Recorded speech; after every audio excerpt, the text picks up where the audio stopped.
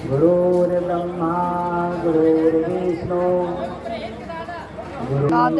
अब चालू ऐसे में करो श्री गुरु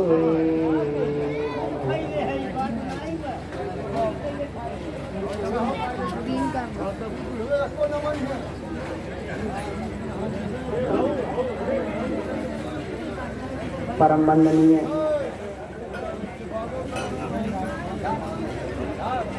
साहिब जी, हमारे संत महात्मा आए हुए, हमारे बड़े बुजुर्ग माताओं एवं बच्चों, आज मैं जो सत्संग आपसे करने के लिए बैठा हूँ, एक शब्द का मैंने प्रयोग किया है, संवाद। अभी तक ये आपने प्रवचन सुना होगा। प्रवचन को कभी साहब अच्छा नहीं मानते, आप लोगों को मालूम है कि नहीं? प्रवचन सुनने वाले को और कहने वाले को दोनों को कभी साहब ने गधा और करछुल का उपमा दिया। तो हम लोग गधा और करछुल नहीं है, इसीलिए संवाद करने के लिए बैठे हैं। संवाद समझते हैं ना आप लोग? सम माने बराबर, वाद माने चर्चा, समान चर्चा। तो समान चर्चा कब होती है कि आप लोगों को बताना नहीं है।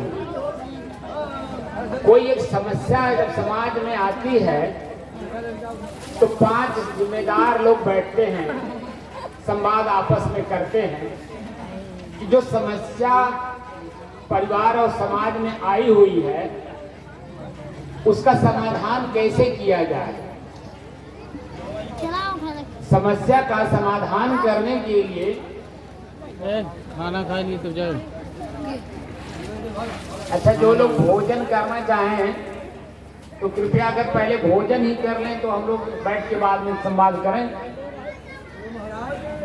उधर से संदेश आया है कि आप लोग भोजन कर लें, तो अगर भोजन कर लें तो और अच्छी बात है, ताकि पेट में जो चूहा दौड़ेगा वो नहीं करेगा।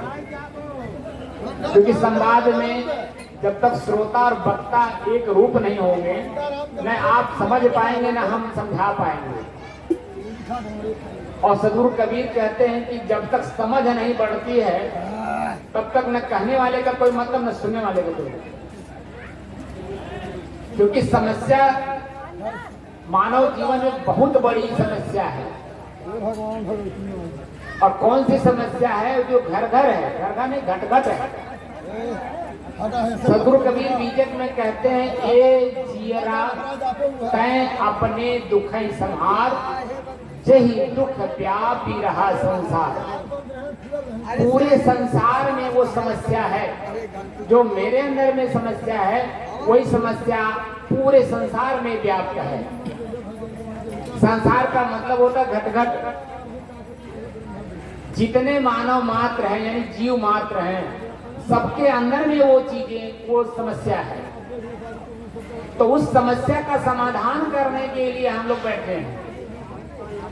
समस्या क्या है? जो पुराने लोग हैं वो तुरंत बात हमारी समझ जाएंगे। एक शब्द आता है वासना। वासना समझते हैं ना आप लोग? वासना एक ऐसी समस्या हमारे जीवन में है जो पूरे संसार में जितने भी जीव हैं सबको परेशान किए हुए हैं। चाहे वो चींटी ले लीजिए, चींटा ले लीजिए, चींटी से लेकर के मनुष्य तक जितने भी शरीरधारी हैं सबके अंदर में वो वासना है। मानवेतर योनियों में समस्या का समाधान करने का कोई रास्ता नहीं है। वहां सिर्फ भोग भोग सकते हैं, अपनी समस्या का समाधान नहीं कर सकते। लेकिन मानव एक ऐसी योनि है, इसमें हम पूर्व के कर्मों को मिटा भी सकते हैं, वर्तमान में आगे के लिए कर्म बना करके हम 84 लाख योनियों का यात्रा भी कर सकते हैं और कर भी रहे हैं। क्योंकि वास्तव में जो सत्संग है, आप कोई ग्रंथ पढ़िए तो संतों की महिमा बताई गई है। रामायण आप पढ़ेंगे तो उसमें जहाँ भक्ति का उदाहरण दिया हुआ है कि भक्ति कैसे करना चाहिए और किस किस रूपों में करना चाहिए। वहां पहली ही लाइन में प्रथम भक्ति संतन कर संगा, दूसरे रति मम कथा प्रसंगा। मेरे कथा प्रसंग में दूसरे नंबर पे रखना, लेकिन संत की वाणी पर विश्वास करके अपने जीवन को समस्या मुक्त करने का साधन अगर किसी के पास है तो संतों के पास। आप गीता उठा लीजिए, भगवान कृष्ण कहते हैं मैं संतों के पीछे इसलिए दौड़ता हूं, इसलिए भाग भाग करके जाता हूं कि उनके चरण का रज यानी मिट्टी के धूल का एक कण अगर मेरे ऊपर पड़ जाए तो मैं कृतार्थ हो जाऊं, ऐसा शब्द लिखा हुआ है। तो मिट्टी के धूल के कण से किसी का कृतार्थ नहीं होता है, कोई भी नहीं होता। तो भगवान कृष्ण कैसे हो जाएगा? उनका कहने का तात्पर्य है कि संत जो साधना करते हैं, साधना में जो साधना का तत्व निकाल करके शब्दों में बोलते हैं।